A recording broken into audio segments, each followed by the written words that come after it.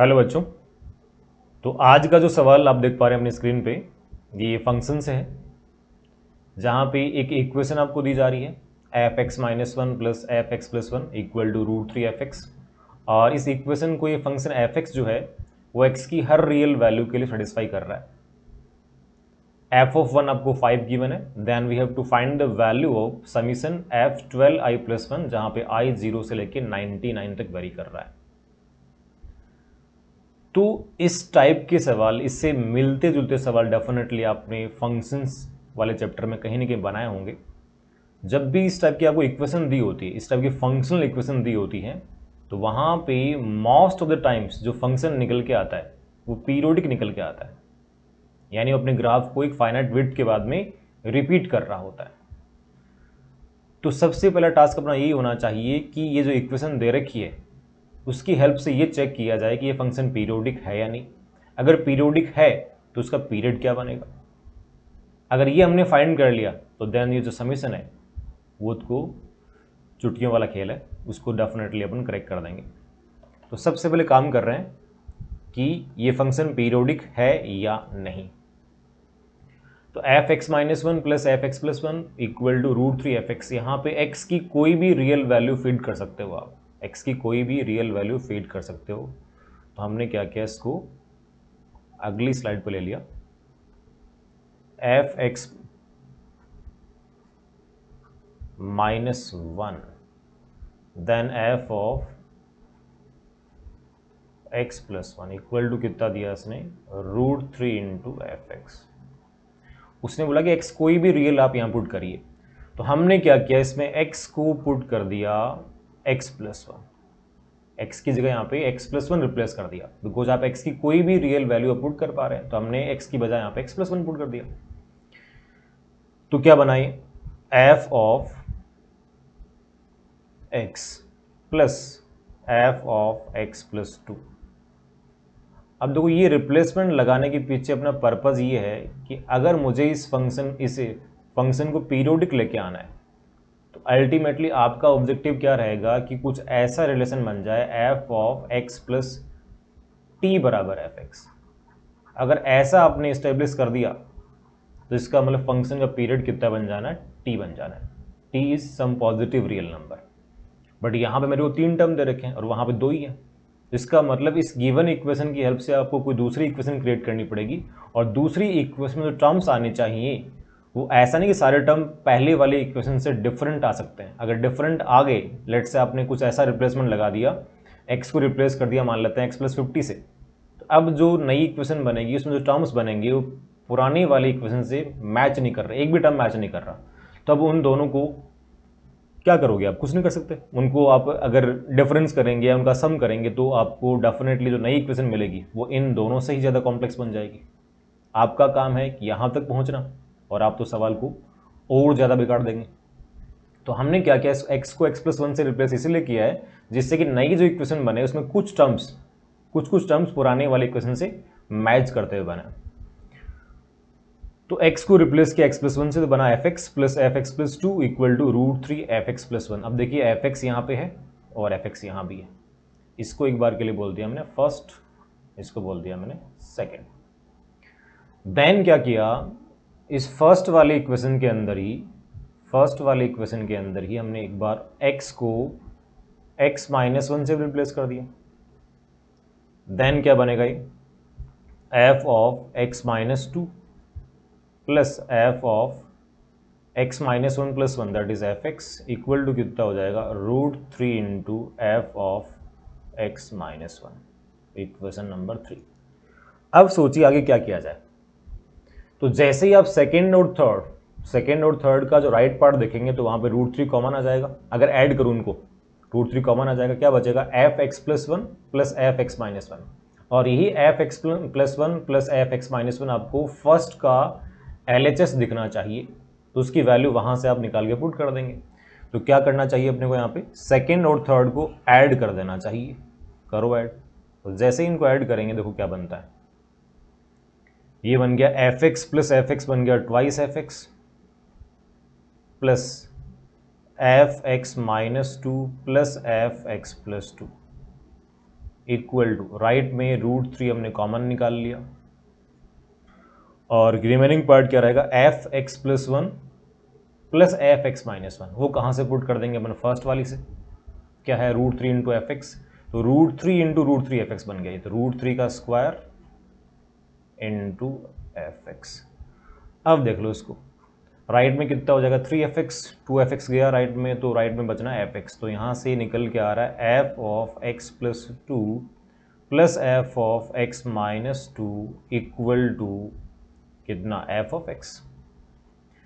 तो यहाँ जो आपको इक्वेशन मिल रहा है, लेट्स से फोर्थ वाला इक्वेशन बोल दिया इसको हमने, इक्वेशन में फोर्थ बोल दिया।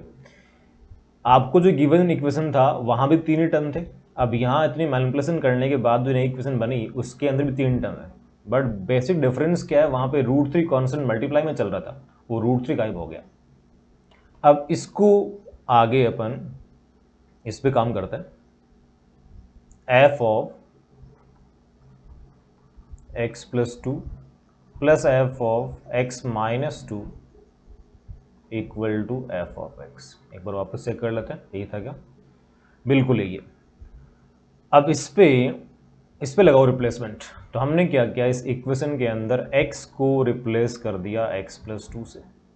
अब रिप्लेसमेंट को यूनिक नहीं होते, रिप्लेसमेंट आपको क्वेश्चन को देख के, डेटा देख के डिसाइड करना होता है कि कुछ ऐसा रिप्लेसमेंट लगाया जाए कि नई इक्वेशन में टर्म्स जो मिलने वाले हैं वो पुरानी से कुछ कुछ मैच करें, सारे टर्म डिफरेंट नहीं आने चाहिए। तो इसलिए मैंने x को रिप्लेस किया यहाँ पे x+2 से। आप चाहें तो x को x-2 से भी रिप्लेस कर सकते हैं, उससे ही बन जाएगा। तो ये बन गया f(x+4) प्लस कितना हो जाएगा f(x) इक्वल टू f(x+2). अब देखो जरा इन दोनों का सम कर दिया जाए, तो जैसे ही सम करेंगे दोनों का, यहाँ देखिए f(x+2) जो है ना वो लेफ्ट के अंदर होगा और f(x+2) राइट के अंदर भी होगा, कैंसिल आउट हो गया। f(x) लेफ्ट के अंदर है, राइट के अंदर भी कैंसिल आउट हो गया। फाइनली क्या बचेगा यहाँ से, f(x+4) प्लस f(x-2) बराबर 0। अपना जो थॉट प्रोसेस था उसके बिल्कुल नज़दीक पहुंच चुके हैं अपन, कि अपने को 2 टर्म चाहिए थे लास्ट में, f(x+t) इक्वल टू fx, 2 बना दिए। अब अगर एक टर्म को यहाँ पर राइट हैंड साइड में ट्रांसफर कर दूं मैं, तो ये बन जाएगा f(x+4) इक्वल टू कितना, माइनस f(x-2). मेरे को चाहिए f(x+t) इक्वल टू fx, एक fx चाहिए टर्म, तो वो fx बनाने के लिए हमने क्या किया, यहाँ पे x को रिप्लेस कर दिया वापस किससे, x+2 से। क्या हुआ ऐसा करने से, ये बन गया f(x+6) equal to minus fx। fx तो आ गया और f(x+t) भी आ चुका है, बट ये माइनस साइन दिक्कत कर रहा है। तो अब इसको कैसे डील करेंगे वो भी समझ लीजिए। तो क्या मिला मेरे को यहाँ से, एक बार इसको नेक्स्ट स्क्रीन पे लेके चलते हैं। f(x+6) equal to minus fx, ये मिला। अभी माइनस को यहाँ से हटाने के लिए मैंने क्या किया, इसी कंडीशन में, इसी इक्वेशन में x को रिप्लेस कर दिया x+6 से। तो क्या मिला, f(x+12) equal to minus f(x+6). अभी f(x+6) का वैल्यू ऊपर से फीड कर दीजिए इसके अंदर, तो क्या बन जाना है, minus of minus fx, that is plus fx। तो फाइनली अपने सामने क्या आ रहा है, f(x+12) इक्वल टू fx। इसका मतलब फंक्शन क्या है, पीरियोडिक है, और इसका पीरियड कितना बन जाएगा, 12 बन जाएगा। पीरियड को t बोल रहा हूं, तो t of f will be 12। 12 की लेंथ पे ये फंक्शन अपनी वैल्यूज को रिपीट करेगा, जो वैल्यू 1 पे आएगी वही 13 पे, वही 25 पे, एंड सो ऑन। तो आपको जो समीशन पूछा गया था वो देखिए क्या था, i इसका वेरिएबल था, 0 से 99 तक वेरी कर रहा था, और f(12i+1) निकालना था।